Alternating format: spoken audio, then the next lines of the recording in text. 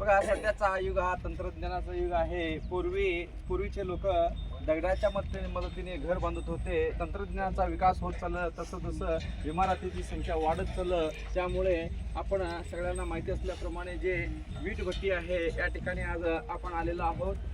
म्हणजे विटाची निर्मिती कोणत्या प्रकारे होतं यासाठी थोडक्यात सांगतो. तर हा कच्चा माल आहे. या ठिकाणी जी माती आहे त्या माती आणि जो दगडी कोळसा आहे त्याचा जो मिश्रण करून त्यांनी काय करतात तर पहिल्यांदा ह्या मातीला कालवून घेतात. कालवून घेऊन त्याचं जे साचा असतो त्यामध्ये घातल्यानंतर त्या ठिकाणी जो कच्चा माल आहे या ठिकाणी उपलब्ध आहे.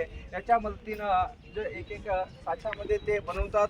त्याने एकदम म्हणजे एकावरती एक घेऊन त्याला आग लावतात.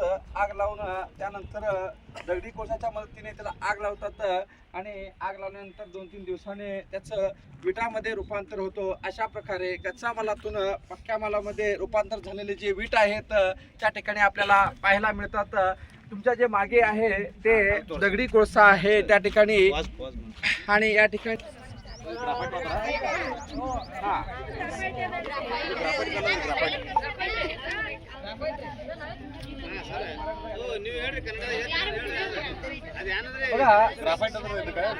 आपल्याला माहिती असल्याप्रमाणे ज्या वेळेस विटाचा थर लागलेला असतो ओम नमः शिवाय घालून याला म्हणजे आग लावण्यासाठी एक उपयुक्त असा म्हणजे दगडी कोळसा आहे. याच्या मदतीने जो कच्चा वीट आहे त्या कच्चा विटाचं पक्क्या विटामध्ये रूपांतर करण्यासाठी हा खूप महत्वाचा आणि उपयुक्त असा